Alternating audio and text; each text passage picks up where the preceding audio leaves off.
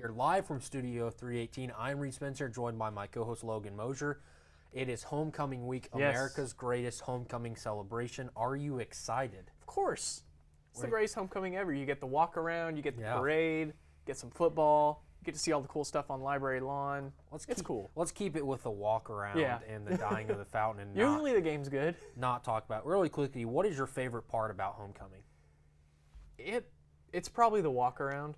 The walk around is amazing. I know we've got some freshmen here. I'm sure they've been to homecoming before, but it is the best time of the year here in Stillwater. Yes. And speaking of dying in the fountain and historic downtown Stillwater for the dying of the fountain, our very own Alexis Winston is with Vice Mayor Pat Darlington and City Councilman Elaine Zanotti. So here's Alexis right now.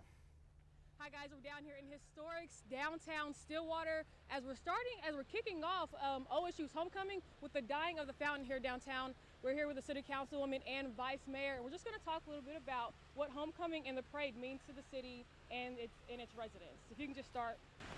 Absolutely. Homecoming is, of course, a great OSU celebration, but it is absolutely a great Stillwater celebration. We hope that everybody at OSU feels that Stillwater is their home. So it's a big deal. Now, what are some events that go on, I guess, just around the city or maybe downtown as homecoming starts to kick off? Dying the fountain is one. We have. We dye the fountain, and then we're very mindful of all the activities that happen on the campus of Oklahoma State University. And so I know our merchants, especially in downtown Stillwater, are encouraged that students come out, they do stuff at campus, and they come downtown and they eat and they shop and they talk about the things that are happening on campus. And so they're really, I think this week is probably one of those weeks that really campus and the city of Stillwater really worked well together to talk about communication about what's happening this week. Absolutely. You can see the signs in the stores, homecoming specials and all kinds of deals like that. Yeah, that's awesome. And what are some of you guys' favorite events that happen either in the city or just on campus in general? Well, I love just driving around the week of homecoming because you can feel the energy in the air. And then, of course, walk around. The parade is always a special thing for me. It has been for years since my kids were little. And I still kind of want to run out and get a piece of candy, but I'm a little too old for that. No, never. What about you? I grew up here in Stillwater, and so I grew up going to this homecoming. And so when I moved away, it was always one of those weekends that I made a conscious choice to come back, also being an OSU alum. But now back living here, for me, it's that Friday night walk around. There is to have this many people come and celebrate their alma mater and come back to Stillwater is just a wonderful time. So to me, it's walk around. Oh, the creativity and ingenuity and the amount of work that the students put into the decorations and the floats is just really mind-boggling. Well, thank you guys. Again, we're here downtown Stillwater as homecoming kicks off. Hope to see you around. Go Pokes. Thank you, Alexis. That was great. Downtown Stillwater is fun. Campus is fun. Yep. People's families come for this. Like I said, we're going to stay away from the football part. We can get into that Wednesday, but Right. it really is the greatest time in Stillwater, especially in the fall. But we're going to get to, like you said, all the football side of it Wednesday with OSU Insider Right. Robert Allen. But on the college football side of things, it was a crazy weekend. Yes. Ohio State got blasted by Purdue. Blasted. Dwayne Haskins threw 73 times, almost threw for 500 yards, the 2 touchdowns and the 1 interception. But DJ Knox for Purdue was amazing. 16 carries, 128 yards, and 3 touchdowns. They were almost the same length, around 40 yards. Did this, even if they say they go win the Big 12 championship, for you, does that loss to Purdue, the way they lost, already eliminate them from the college football playoff? That's kind of tough. It definitely hurts their chances a lot. And it depends on how they finish out the year.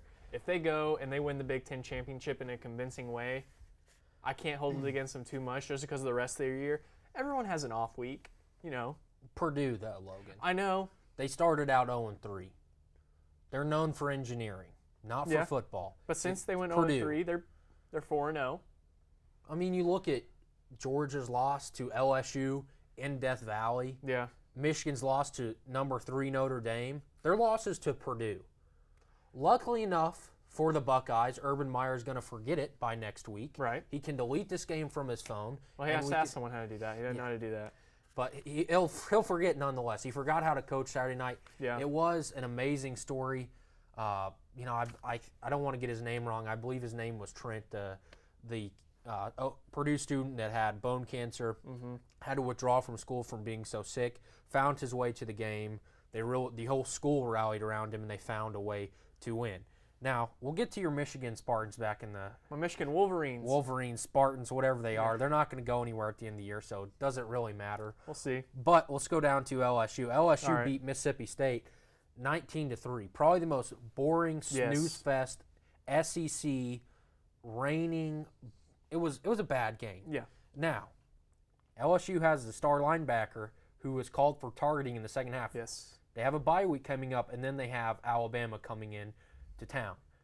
Does that affect, ultimately, the outcome of the Alabama game? Because I'll be honest with you, Logan, Alabama's going to beat them by 40 points. Yeah, and I don't really think it matters just because of what you just said. They were going to stomp all over them. Alabama's going to stomp all over LSU no matter what. So, star linebacker or not, it's not going to make much of a difference. No, and Tua Tagovailoa played one half, and they beat Tennessee 58-21. They were up 21-0 with 8 minutes left in the first quarter, led 28 minutes after the 28-0 after the first quarter. They did allow Tennessee. It was 28-14 at halftime. Alabama doesn't even have to try outside of the first 5 minutes. Yeah. They imposed their will. He threw 19-29, 306 yards and 4 touchdowns. He didn't play, but he played one series in the second half. Yeah. Threw a touchdown and came out of the game. Now, his health is a bit in question. Do you think his knee is strong enough to make it to January? Yeah, he only has to play a half every game. I mean, well, they're going to get in game. I mean, he's going to have to play 4 quarters against Auburn and LSU, and if the SEC championship game, should they make it, I think they will. But his knee, he has, like you said, he hadn't played 4 quarters, and that's why they put him out there against Tennessee, apparently to see what second half adjustments would be like. And then he goes out there, he gets knocked down, and he limps off the field. That's 2 weeks in a row he's had to limp off the field. I would be concerned, because if you play LSU and they tackle you, because I'm not saying LSU's dirty, but they're going to go after your knee. Yeah. That's what they're going after. So I don't know if he's going to be healthy enough to make it. And Jalen Hurts had to have a procedure on an ankle sprain today. Yeah, I still think if you can get just chunks of games from either one of those guys, because what was Jalen Hurts before he got benched all time? He'd lost 2 games, right? Yeah, 20-something and 2. Yeah. One was a national championship game. The other one was to Auburn. Yeah. Tua puts them way over the top as clearly the best team in the country, maybe one of the best college football teams of all time. They're good enough to win a championship without a great quarterback. We saw that when they had Jalen under center for 2 years. It matters if they can't play at all, but even if they're banged up, they're in no danger. I would caution that. I think that they are, if they do lose their quarterbacks, I do think they're in danger. They're still far and away better, but Alabama's been better than everyone for the past 6 years, and they've still found ways. And I'm sure they have some other. I'm sure they have some other 5-star guy. Yeah, they're like Clemson. They get to third string, and it's a 4 or 5 star. Yeah, exactly. Now, one more game before we get to the Michigan game that I know that you're dying to talk about. Yeah, of course. Washington State, probably the best scene from everything this weekend. I know Purdue was great, but from as soon as College Game Day was announced in Pullman, the crowd that they had was amazing. The energy that they had, storming the field, carrying their quarterback who has a great mustache off the field. Everything that happened in Pullman was great. So I'm trying to think of their coach's name. It left me at Washington State. At Texas Tech. Why I just forgot his name. I'm not really sure. Let me help you out. I'm looking it up. I would know it outside of everything else. I just, since we're on live TV, then I forget. Right. That's what happens to me. But anyways, it was a great scene. Mike Leach. Mike, how did I forget that? By the way, if you haven't read the open records, which we got in the assignment today, we're talking about it. Somebody requested open records in his text to Pac-12 officials. Read the article because it's hilarious. Is it? Oh, he calls them out. It's great. It is an amazing article. Mike Leach is one of a kind. He was great at Texas Tech. Then he happened to lock a student in a closet, and that's not a way to go through concussion protocol. But now he's at Washington State. But he is a really good coach. If he ever got a job at a Blue Blood, it would be dangerous. But to the game that I know that you want to talk about, number 6 Michigan went to East Lansing, the short 45-minute bus ride, the number 24 Spartans, their second biggest rival. Yep. They hate each other. Yes.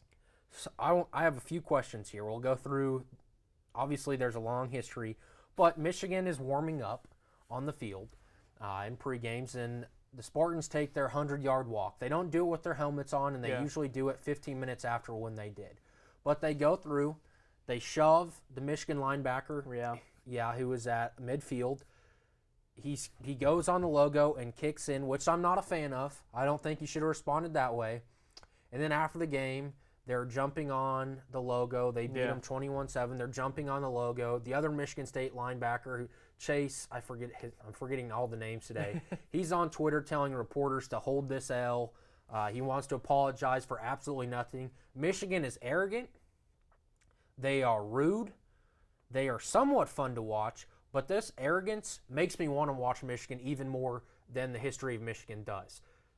I want to see them win out now. Yeah. I love that cockiness that I'm not sure that they've earned. But after the game, Jim Harbaugh says Mark D'Antoni was 5 yards behind it, smiling, and he called it Bush League. Mark D'Antoni, the reporter asked him, and he very sternly says, well, that's BS. Well, it wasn't, because what did we talk about last week with Manny Machado? If you're going to cheat, I'm not saying you should. If you're going to do something that stupid, at least try and hide it because there's cameras everywhere. Right. What did Mark D'Antoni think? That's a dumb. Don't say stuff like that when you know. And he even goes say, well, just look at the tape. Fox has it. We did. You were 5 yards behind, and you were smiling. Now, Jim Harbaugh's right. That's Bush League. But having your veteran linebacker kicking up the logo at midfield is Bush League, and jumping on their logo. That's like Baker Mayfield sticking the flag in Ohio State. It's immature and it's Bush League. It's fun to watch. It is fun to watch, but I would caution you to be doing that stuff because you still have Penn State and Ohio State teams that you've struggled to beat. Yes, but what did I tell you at the beginning of the year? You told me a lot of things. I told you they were going to beat Michigan State, and they're going to beat Ohio State. Logan, Michigan State barely beat Utah State. Utah State. Half the people on this crew have never heard of that school. I don't know where it's at. They beat Penn State. Penn State almost lost to App State. The Big Ten is a joke. Then okay, Michigan's going to handle Penn State, and Michigan and Ohio State's going to end. It's going to be the last game of the year, and it's going to be the Big Ten championship game. I'm serious. Michigan and Wisconsin in the Big 12 championship. Ohio State. Sorry. Well, they won't be able to play in the Big Ten championship game. They'll play in the horseshoe at the end of the season. And Michigan's going to win. And Wisconsin's with, a bunch of FCS schools in Nebraska. Yeah. In Minnesota. Come on. Wisconsin is going to will their way to Indianapolis, and I don't think they could beat any team in the Michigan-Ohio State division. I think it's the Legends division or whatever now. Yeah. The champion's going to come out of that division, but I don't think that Michigan goes to Ohio State. You don't think so? Just because they beat a down-and-out Michigan State team 21-7. Well, you don't think Ohio State? They just lost to Purdue. Talk about how bad that they lost to Virginia Tech the year they won the national championship game. Did they lose that bad? They lost to OU really bad last year. They still found. But OU was a playoff team last year. Purdue's not a playoff team. No, and that was a bad loss. But as much as I dislike Urban Meyer and as much as I discredit his morals, he's a really good football coach. He's probably top 2 or 3. Maybe he'll forget how to coach again. Yeah.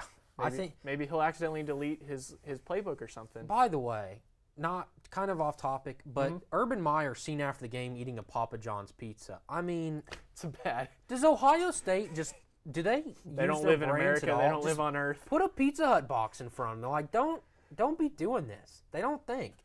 Probably the same person that let Tom Rinaldi rip him to shreds. But anyways, we will have to take a quick break. We will be right back to talk all the NFL stuff. A very interesting day yesterday for the National Football League. We'll be right back on One-on-One, Ocean Tune Radio, KXOI, Suddenlink, Channel 112. One-on-One is brought to you by Tinker Federal Credit Union. Visit Facebook.com/TinkerFCU. While you're there for your family, we're there for you. Tinker Federal Credit Union. And OSU Communications. Not sure where to park? OSU Communications has got you covered with parking tips and bus schedule information. We'll be right back. Determining your future by selecting a major can be difficult. It's okay to be undecided. Connect with the College of Arts and Sciences, where your options are endless. Where you can uncover your passions and achieve your goals. Express your creativity by exploring a career in the visual and performing arts. Investigate new discoveries to make the world a better place with a career in science. Advance knowledge, communicate progress, and contribute to a healthier planet with a career rooted in the social sciences. Discover your career by looking at the world from different perspectives through the humanities. Realize a better tomorrow through problem solving and mining data that can change lives. Cash for Crazy to succeed through internships, study abroad, student-guided research projects, and service activities. With 109 majors, 52 minors, and 24 departments, the only thing missing is you. College of Arts and Sciences. Connect. Achieve. Succeed. When you have a team of physicians and nurses that really truly care about their patients, that translates into patient care.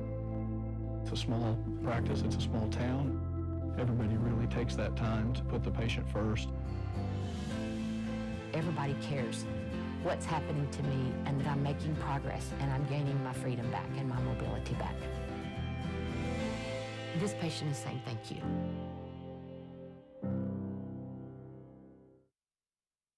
This spring, I invite you to shop in downtown Stillwater. Downtown Stillwater is home to locally owned shops, boutiques, eateries, and dependable professionals that you can trust.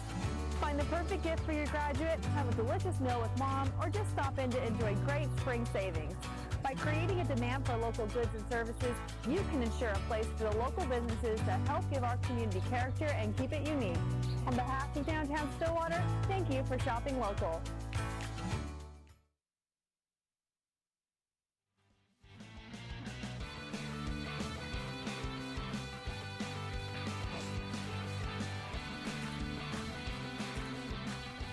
Welcome back to One on One on OSU Student Radio, KXUI Sunlink Channel 112. We are live from Studio 318, homecoming week here in Stillwater, America. I'm Reed Spencer, joined by my co-host Logan Mosher. It's an interesting day in the NFL yesterday. A ton of storylines. We could probably do the entire show on Week 7 of the National Football League. I don't know what kind of world we're living in. Purdue beats Ohio State.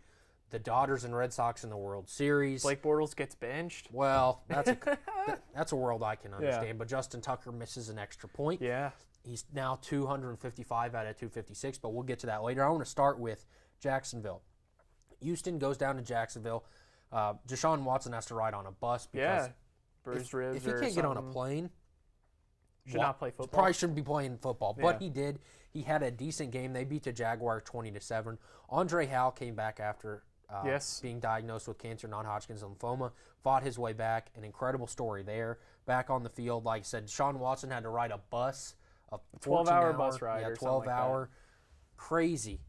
But the story is with the Jacksonville Jaguars. As incredible as the Texans storylines are, the storylines that we want to talk about are the Jacksonville Jaguars. Blake Bortles gets benched. Yep. They kick reporters out of the locker room after the game because of a disagreement between players.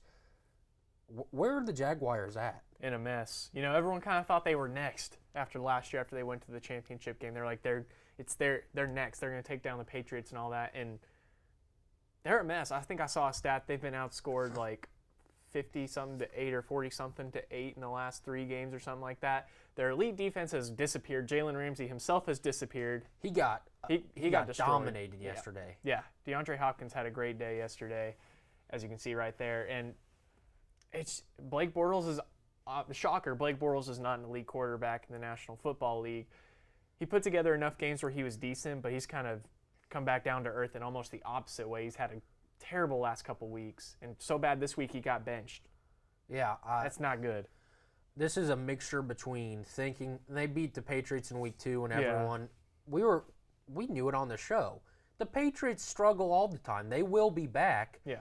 The Jaguars, on the other hand, they have this arrogance of making it to the AFC title game, being that close to the Patriots, and then beating the Patriots. Jalen Ramsey, this is what you get for opening your mouth, because now you're getting everyone's best. Yeah. And apparently you can't handle everyone's best because he's been dominated, especially yesterday. Jalen Ramsey's one of the top cornerbacks in this league. But when you talk trash like that, you call everyone out but your own quarterback, who's one of the worst in the league, that's what you get. You get beat by the subpar Houston Texans. Yeah, another team that has had their own share of struggles, who we all thought were going to be a lot better, I think, at the beginning of the year. They've kind of had their struggles. But let me ask you something. You're the NFL guy on the show. You're the NFL expert. I'm going to give you the title. Yeah, we like to throw titles Yeah. around here. I'll accept it. Not sure I'm worthy, but I'll accept it. So who, if the Jaguars are going to go shop for a quarterback, who do they go after? Without considering who should they go get or who can they get? Who should they go get? Derek Carr. Oakland is shopping everyone, it seems. Oakland is shopping everyone. I know a lot of people have said Eli Manning. That guy. Oh my gosh. Just too old. People want him to rekindle with that with that defense. Reuniting with Tom Coughlin down in Jacksonville, it could work. They need a long-term fix, but unfortunately they can't go get anyone because of the deal they made with Blake Bortles. Right. Blake Bortles is just going to sit there and collect his check. I don't know Blake Bortles, but from everything we've seen, I really don't think he cares to start. As long as he's collecting the check, he's fine. I mean, he's going to get paid, which can't blame a guy for that. You can only blame the organization for paying a guy like that. But have you seen the stuff saying they should go get Tyrod Taylor from Cleveland? I mean, I get it, but he's not a long-term fix. Right. He's Blake Bortles. I mean, he couldn't start over Baker Mayfield, who's now 1-3 as a starter. You need a long-term fix, and I think Derek Carr in a decent organization could be a long-term fix, and I think that the Raiders are shopping absolutely everyone. They traded Amari Cooper today to the Dallas Cowboys for a first-round pick. Yeah, I kind of want to get your thoughts on that too. Is that did the Raiders get equal value for Amari Cooper? I think they got more than he's worth. Yeah. I don't think he's worth a first-round pick. Okay. Can Dak get him the ball? I mean, Dak has struggled throwing the ball. I think Amari Cooper's got a lot of talent, but he had one good year in Oakland. I think he had he had 2 seasons, I think, with 1,000+ receiving yards. I mean, something like that. He's the best wide receiver they have now, but if I was Dallas, I probably wouldn't have given up a first-round pick for him. But, they did what they did. They had to get better at that position, and they did. The Broncos, by the way, are looking to trade Demaryius Thomas. No. He is looking to be traded. Patrick Peterson asked for a trade in Arizona. Yes. Their head coach Wilkes said we're keeping him. He's not going anywhere. But like we're seeing with Jimmy Butler, when guys ask to be traded, it's probably best that you find a way out and find it quickly. But the Jaguars are going to London next week to face. They need that. They might just want to stay. Yeah. To face the Philadelphia Eagles, the Super Bowl champions, who are also struggling. They fall to 3-4 just like the Jaguars. They lost to the Panthers 21-17 yesterday. That was a good game. Lost a 17-point lead in the fourth quarter. Not a good look for the Super Bowl champions. Malcolm Jenkins versus Eric Reed before the coin toss. We're not going to get political, but it goes all the way back, for the Colin Kaepernick stuff and all that. I'm the Players Coalition. I'm not well versed on everything with that, but Eric Reed needs to not do that before the game. Yeah. Stay on the sideline. And this is why people don't want them. This is why the Colin Kaepernicks are touting collusion. That right there. That's why the NFL doesn't want to mess with you, because they don't care. They don't care about that. They want to win. They don't want that before the coin toss. They don't want that distraction, and that's exactly what Eric Reed brings. He's a really good football player that deserves to have a job. But you have to understand, you have a platform and you have every right to use it. But you can't be doing stuff like that. Yeah, I mean, at least he backed it up. At least, they said whatever they said, and he backed it up on the field. And he just explained it in the postgame. He didn't make a big deal about it. He just kind of explained his feelings on it. I mean, I understand what you're saying. People don't want the distraction, but it's hard to turn any which way in sports and not see athletes speaking out. And they have every right to. They have the platform. They have a voice. They're just like any other person. Yeah, but don't do it before the coin toss. Yeah. I have no problem with you doing it. I don't care if you speak out at practice to the media, after the game to the media, but not before the coin toss. You have to have enough self-control, and that's why they don't want them, because you're getting stuff like that. They have every right to have a job. Yes. I'm not saying anything like that, but you have to have self-control in moments like that, not to do it before the coin toss. So Eric Reed is a really good player. Yeah. He played really well yesterday, but he can't be doing that. And he's not shown signs of that outside of his beef with Malcolm Jenkins. And I think that's such a unique situation with what obviously the feud he has with Malcolm Jenkins. So I don't think you're going to see that every week. I think this was a one-time thing. He got it off his chest, and I'm sure the coaches were like, "Hey, don't do that. No, don't do that anymore." And I think that's the last we're going to see of that in a game situation from Eric Reed. But like you said, he had a great game. That was a good game to watch. That might have been, besides your Chiefs, that might have been the best game to watch on Sunday. We're going to get to the Chiefs, Logan, Okay. if we have enough time. The Patriots beat the Bears 38-31. I thought they had the Hail Mary. Mitch Trubisky was 1 yard closer. I thought they had it. Kevin White makes a catch. Josh Gordon and everyone. Josh Gordon's on defense trying to prevent it. They push him outside the 1 yard to going into overtime. Of course, overtime's not guaranteed with the way people were kicking yesterday, but it was very close. They almost made it in overtime. But the Patriots do what the Patriots do. Right. And they won. They beat the Bears. Now they moved to 5-2. 1 game behind the Chiefs still. But even though they beat the Chiefs. But, you know, the Patriots are back to their winning ways. Yeah. They're out of September. You know, they're fine. It is what everyone that's watched football the last 15 years knew this was going to happen. The Browns, like I said, Baker falls to 1-3. Yep. It's the Browns' 4th overtime game. The Bucs missed a short field goal earlier in the game, but come back and kick a 59-yard field goal to win the game. But the Bucs, I mean, now Hugh Jackson's thinking about taking play calling abilities away from Todd Haley.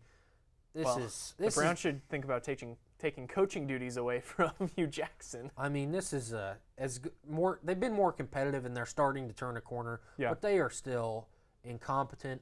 They're clueless on how to finish out games, win games. They have to fire Hugh Jackson. They have to. Yeah. I mean, this guy's bad, very bad.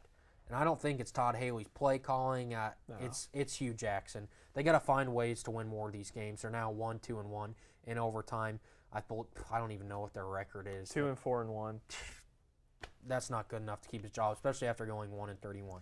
Yeah. The Saints, they're going for it on 4th down. They're doing everything to beat the best scoring defense in the league against the best scoring offense, the Saints versus the Ravens. The Saints came back. They were down in the 4th quarter, 17-7. Yep. They came back. They're ahead, 24-17. And then the Ravens score with basically no time left to, you know, all I have to do is kick an extra point and we're going to overtime. Justin Tucker had made 255 extra points. He's the most accurate field goal kicker in the Super Bowl era. He missed an extra point to lose the game 24-23. His face after he missed that kick was brutal. It was pure shock. He was like, huh? And you can't, I mean, I know it felt bad, but it was so funny. Yeah, it was so funny to see his face. Fans and they're going to be critical of him, but he's been lights out. Oh, yeah. I mean, you could say he lost the game, but you can't pin that on Justin Tucker. I mean, if he was... it's not like he's Mason Crosby. Ooh, that's almost offensive. Yeah. Ugh. But on to my Kansas City Chiefs. Yeah, I'm glad we had time for this. The gold jacket, I don't know if it's done yet. I don't know if they've got his ring size. Patrick Mahomes is everything that I hoped he would be. 28-39, 358 yards, and the 4 touchdowns. And Tyreek Hill even dropped one. Yeah. Oh, Kareem Hunt hurdling people. 15 carries, 86 yards, and a touchdown, and 2 touchdowns through the air. Oh my, they're so fun to watch. They are really good Bengals defense. Carlos Dunlap. Vontaze Burfict was a little dirty last night, but the Chiefs took him out. I wouldn't say take him out. He got hurt. I don't think it was because of the Chiefs. Yeah. It was a football injury. But they effectively took him out of the game. That's a heck of a way to bounce back after losing on a last-second field goal to the Patriots. For sure. And, you know, their defense has actually been stepped up Yeah, Sunday. they've taken a step. They're obviously not good, but they're definitely not the worst in the NFL anymore. So it's a big plus for your Chiefs. I think you're going to have a great year, Reed. Well, I think you're going to have a great year. 6-1, we are rivals again this week. Yes. As the Broncos are coming to Arrowhead at noon on Sunday. I know we don't have a show Friday. We've got some people taking over for us really quickly. Who do you think is going to win that game in Arrowhead? Kansas City. So we're coming for you, Justin. We're going to lose out. We're going to get Justin Herbert. It's going to be great. I don't know. Tough division game. I'm going to take the Broncos. Okay. Just because it's tradition. We have to get out of here before we get into our NBA talk, which I know you're excited for. Some fun storylines. We're not going to fight each other as long as you don't spit on me. I won't throw a punch. We'll be right back on One-on-One. Ocean Student Radio KXUI, Suddenlink Channel 112. One-on-One is brought to you by Oklahoma Christian University. Get your master's degree in accounting, business administration, theology, engineering, computer science, or cybersecurity from Oklahoma Christian University. Apply at oc.edu/grad. Oklahoma University is committed to offering the best graduate school experience we possibly can. Come learn and grow with us. And The Table. Stop by The Table on Thursdays at 8 p.m. to join their Bible study. Shoot Rachel an email at rachel@thetableosu.com for more information. We'll be right back.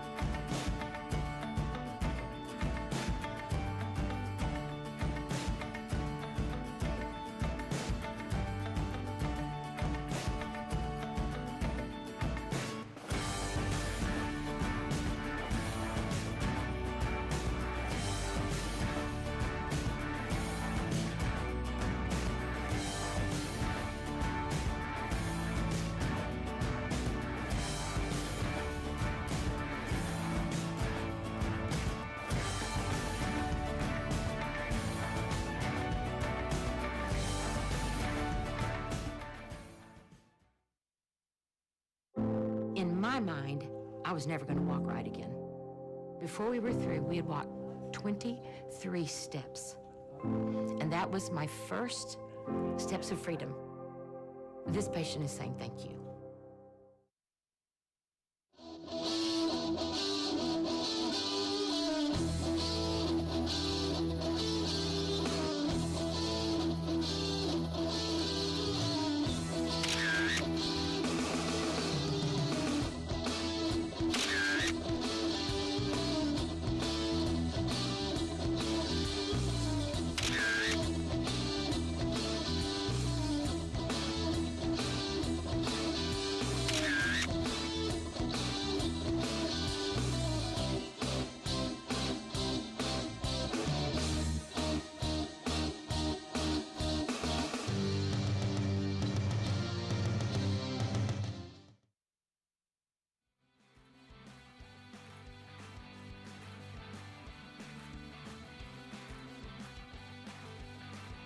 Welcome back to One on One on OSU Student Radio KXUI Sunlink Channel 112, live from Studio 318. It is One on One. I'm Reed Spencer, joined by my co-host Logan Mosier. It is homecoming week, but we're going to talk a little bit of basketball. I just want to start off by saying one thing. Brandon Ingram deserves to get knocked out for that. You can't come in with cheap shots like that. If you're going to do that, if you're going to throw punches, be a man and be ready to stand in there and take it. He ran in there and cheap shotted somebody. I think that's at least a 15-game suspension. Well, he didn't quite get that. He should have. No one got anything close to what they should have got. They all should have got more than what they got. But so we'll go through the suspensions really quick. Okay. Rockets and Lakers, as Yes. everyone saw, started with Chris Paul and Rondo, who have hated each other for a long time. They got threw some punches. Brandon Ingram came in through that cheap shot. Ingram 4 games, Rondo 3 games, and Chris Paul 2-game suspension.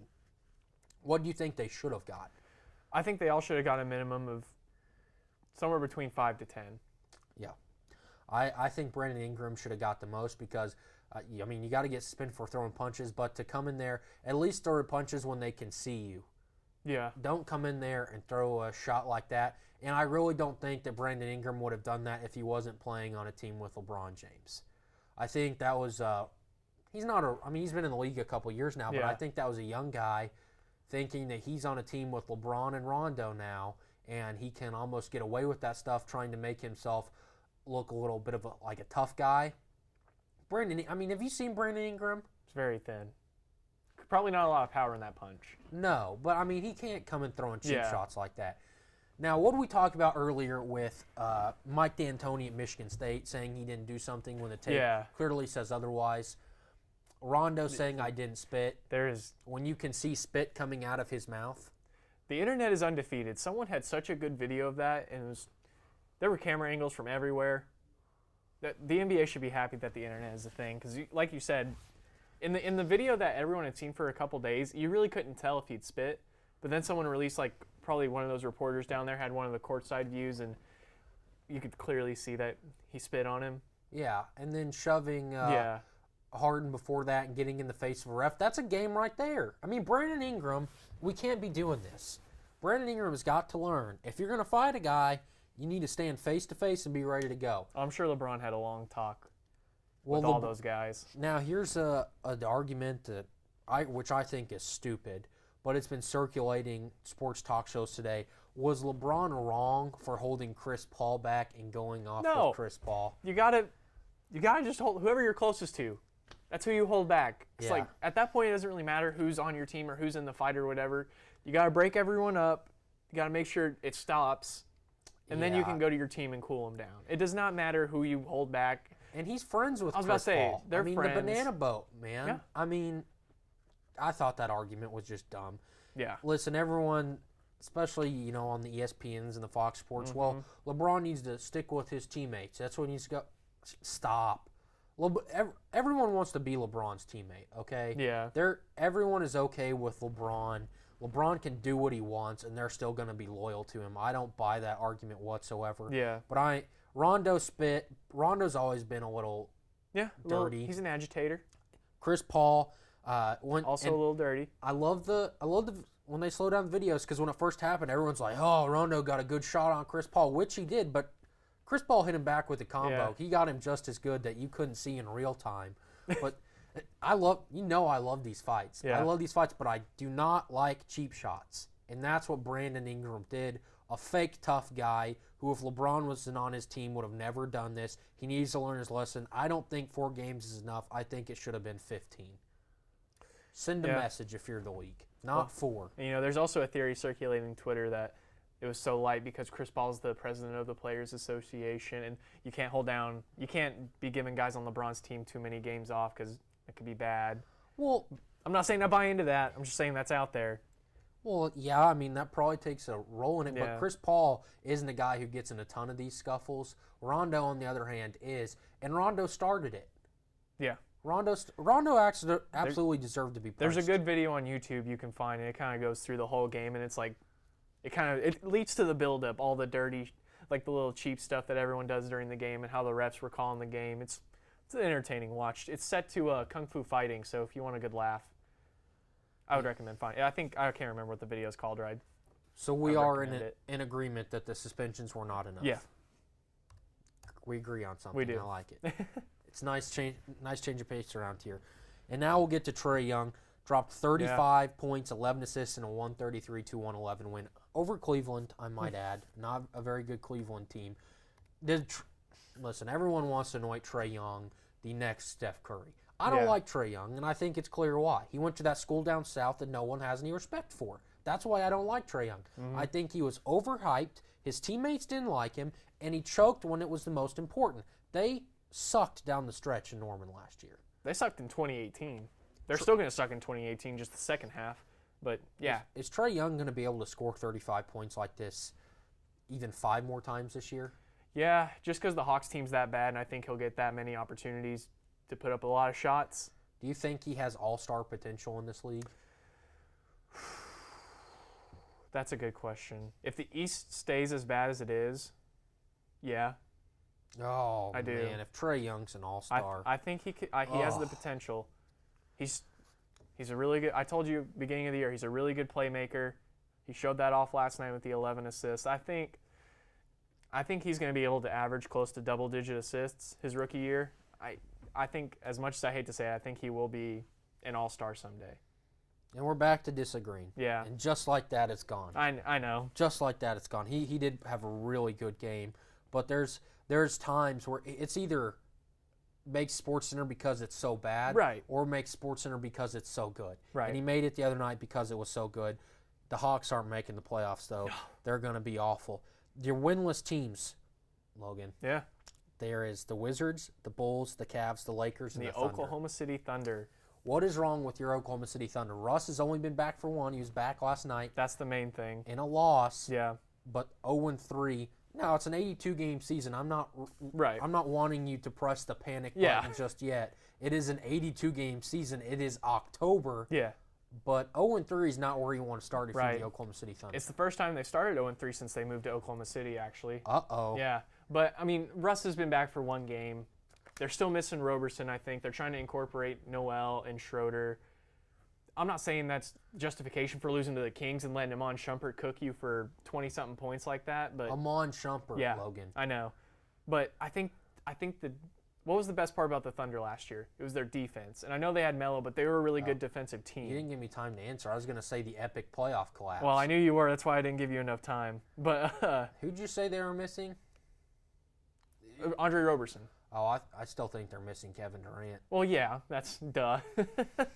Yeah, I bet they wish they could have him back. But they're missing just the chemistry. And I'm not saying it's the main problem is the chemistry, but Russ is going to get back into game shape.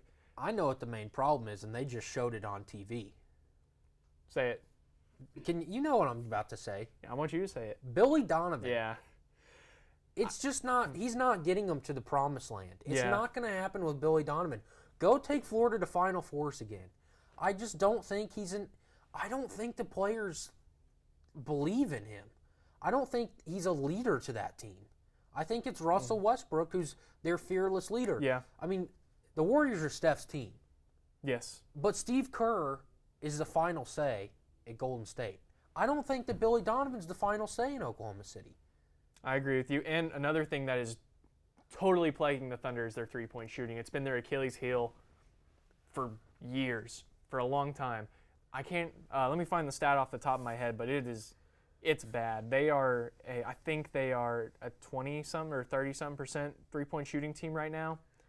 It is bad. And that you can't win in this league if you don't have shooting. Yeah. And, adding Roberson back isn't going to fix that. Adding Westbrook back is not going to fix your shooting. Those guys are terrible three-point shooters. It's about 13 for 100 between those two guys. Yeah, not great three-point shooters. And, I mean, Paul George and Dennis Schroeder can't be all of your shooting. Yeah, and I don't know about Schroeder, but I'm pretty convinced that Paul George is scared of the shot. He's scared to take that one shot, which is good because Russell Westbrook demands that shot.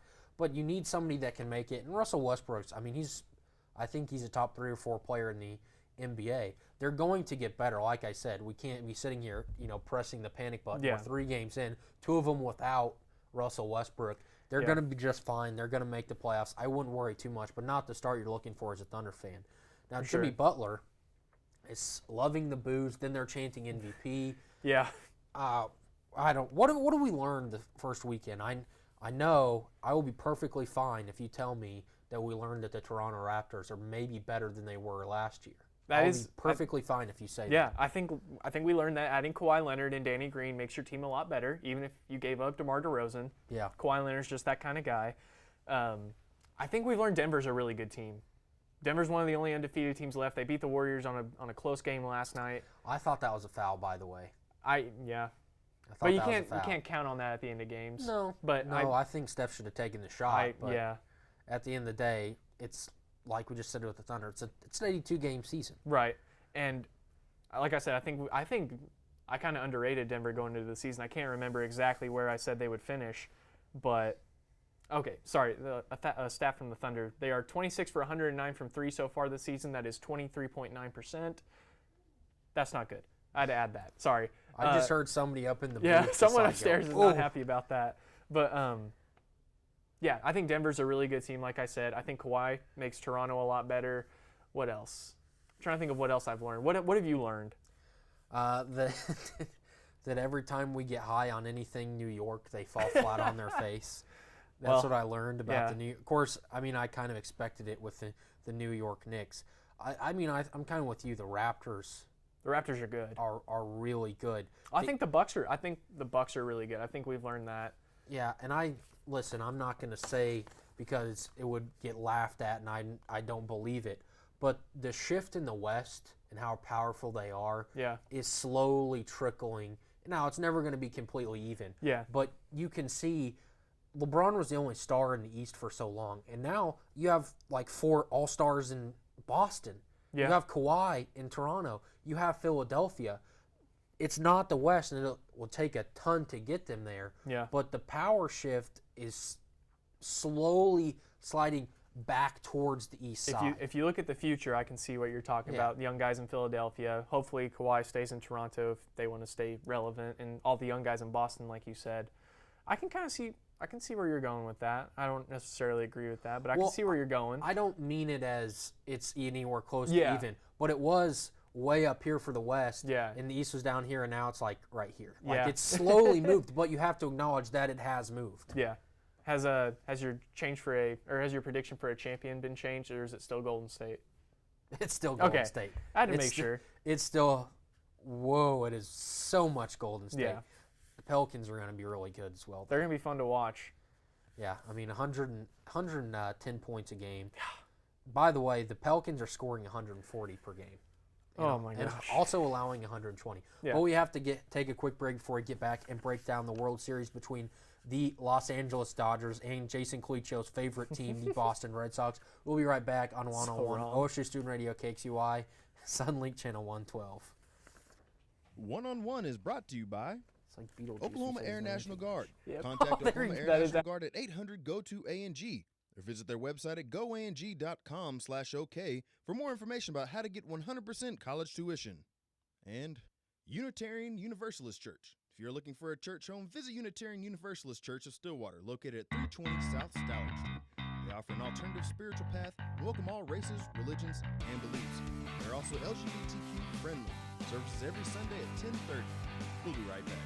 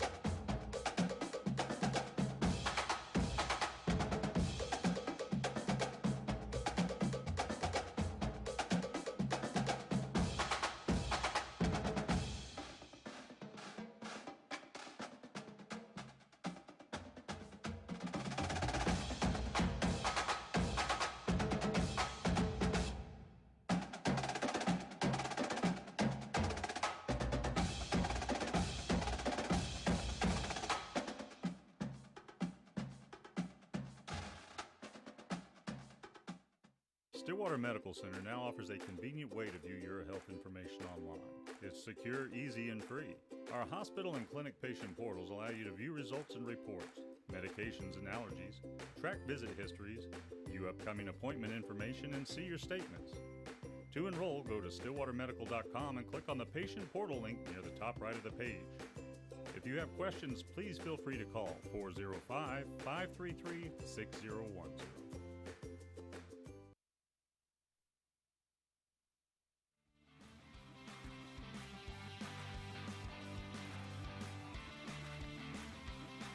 Welcome back to One on One on OSU Student Radio KXUI, Sunlink Channel 112, live from Studio 318 here on Monday of America's Greatest Homecoming Celebration. I am Reed Spencer, joined by my co-host Logan Mosier, as always.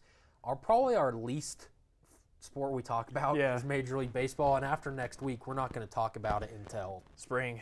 Probably not even then, because it's really only interesting during the playoffs, and I think the numbers reflect that. But we will give America's pastime a little bit of airtime here on One-on-One because it is the World Series. The first pitch is tomorrow. The Dodgers have not named a pitcher. I would imagine is going to be Clayton Kershaw. That'd be a safe bet.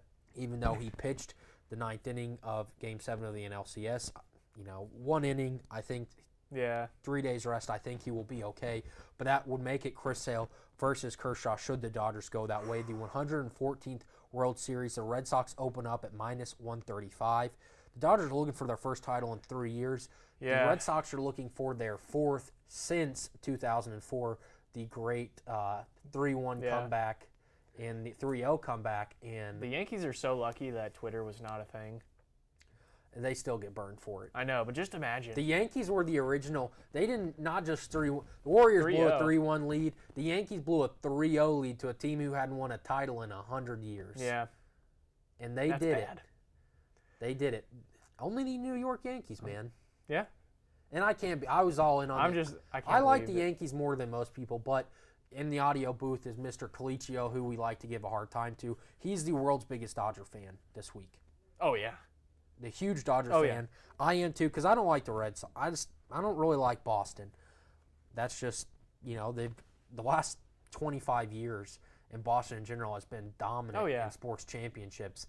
So I don't like Boston. I'm not a huge Dodger fan, but I'm all in this week. Who do you have winning this? Should it go 7 games? Who's going to win this series? I hate to say it, but I think the Red Sox. I think the Red Sox. I wish that was on camera, but I think the Red Sox. If they were good enough to beat the Astros, I think they're plenty good enough to beat the Dodgers. And I don't like to say that just for our friend Colicchio back there, but I tried to think of a way to pick against them, but I can't. David Price shook whatever curse he had in the postseason. Okay, well, listen, he pitched 2 good games in the ALCS, got his first postseason win, but at the end of the day, he's still 1-10. Yeah. So history and statistics, I mean, he could win 9 straight games and still be 500 in the playoffs. That's how bad David Price has been. The ALCS wasn't as big for him, but this is the World Series. The last time that the Dodgers and Red Sox met in the World Series was 1916. The Dodgers were in Brooklyn. Wow. The Red Sox were known as the Robins. Babe Ruth threw a 14-inning complete game 2, going on to pitch 29 scoreless World Series inning. And the Dodgers have not played in Fenway in October because when they played, the Red Sox, Fenway was there, but they weren't playing in Fenway. Yeah. They were playing in a smaller venue. So that's a ton of history between the Dodgers and the Red Sox, but it almost feels right because you're talking 2 historic franchises. Yeah. The Red Sox won 108 games.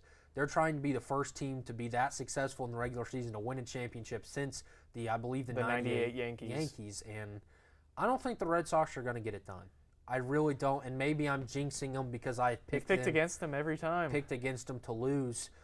I get he pitched well in the ALCS, but David Price is a joke in the playoffs. But you also have to look at the rest of their lineup. Well, Chris Sale's, his belly button ring's going to get inflamed again.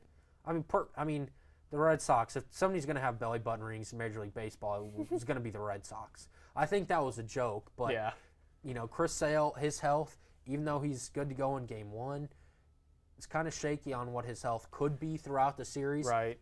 And, they even kind of figured out a bullpen. Yeah. At the end of that ALCS, they kind of figured out they got some guys to give them good innings, and whenever they get their bats out, they're scary. I know the Yankees hit a lot of home runs, and so did the Dodgers. I think they finished second.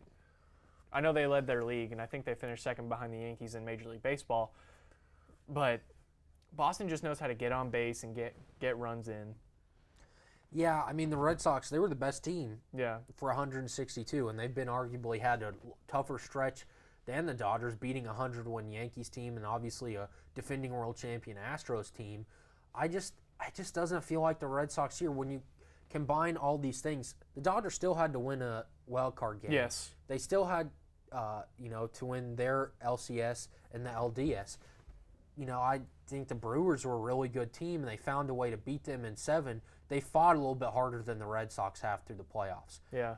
I think the Dodgers bats in Fenway, and when you almost take a batter away from the Red Sox when you start talking about pitchers batting when they go to LA because they don't bat throughout the year. So I always think that the World Series is always in the NL's favor.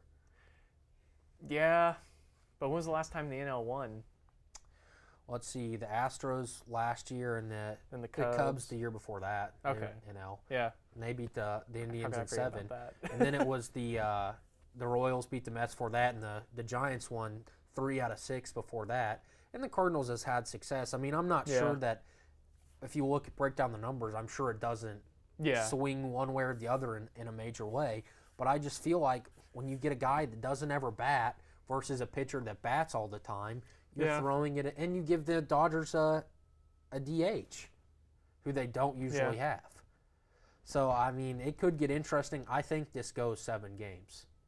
I hope so. Baseball better hope it does. I think I kind of want to stray away from the actual game and just talk about how good this is for baseball. as a sport, they needed a World Series like this. The only bad thing is the timing. Yes. Is because the West Coast and the East Coast Yeah. are, I mean, if the games are going to have to start at 4:30 and it's still going to be an 8 o'clock Yeah. start in Boston. Right. And when they start at 8 in Boston, people are going to be just leaving work in L.A. Yeah. So the timing is unfortunate. But I think the only better matchup they could have is Red Sox-Yankees. Yeah, and you can't get And you that can't, in the and World that's just Series. not possible. I think like the Yankees-Cubs or the Red Sox-Cubs Yeah. would be iconic, but the Yeah. Dodgers are the next closest thing. They're not on the tier of the Yankees or the No. Red Sox, I don't think, as far as fandom, but they are a historic franchise. Right. They've got a great stadium. They have rich history. But looking for that first title in 30 years, I think the Dodgers win this World Series. I hope so. And for Clayton Kershaw's sake, I hope so. Yeah, he deserves a title. Yeah. I hope it goes 7 games because Game 7 would be Halloween night in Fenway. That would be awesome. That would be quite the That environment. would be insane. Quite the environment.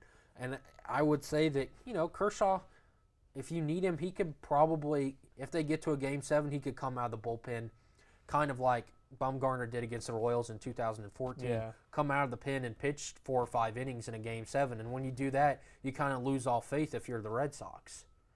But, Yeah. I mean, the Brewers, that was a fun series to watch. The Red Sox kind of had their way with the Astros. Wasn't as fun of a series to watch. Do you think the Astros bounce back next year, or this is they're kind of a run like the Royals had? Yeah. That's a good question. Because baseball, I've always had trouble figuring out how good a champion really is. Because, the Cubs, a couple of years ago, they haven't really been good since. It kind of seems like the hangover in baseball lasts much longer than it does in football. I don't know. Ask the Eagles. Well, it's only been a year. It hasn't even been a year yet. They could make the playoffs and figure it out. And I'm not saying the Astros won't make the playoffs next year or anything like that, but I think it's hard to repeat after you kind of find that. Yeah. So I think they're going to be a really good team for a while, but I don't think we're going to see them in the World Series again for a while. So you're taking the Red Sox. Yep. I'm taking the Dodgers. I hope you're right. Should be a fun series. First pitch is tomorrow night at 7:09. Chris Sale, probably Kershaw getting the ball. Yeah. Thank you for watching 101. We'll be back on Wednesday with OSU insider Robert Allen. Thank you guys for watching. Enjoy your homecoming week.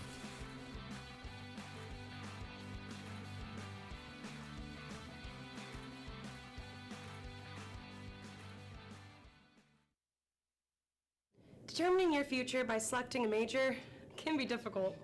It's okay to be undecided. Connect with the College of Arts and Sciences, where your options are endless. Where you can uncover your passions and achieve your goals.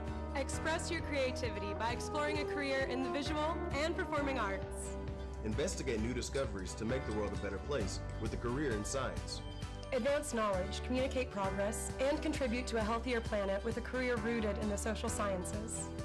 Discover your career by looking at the world from different perspectives through the humanities. Realize a better tomorrow through problem solving and mining data that can change lives. CAS prepares you to succeed through internships, study abroad, student-guided research projects, and service activities. With 109 majors, 52 minors, and 24 departments, the only thing missing is you. College of Arts and Sciences. Connect. Achieve. Succeed.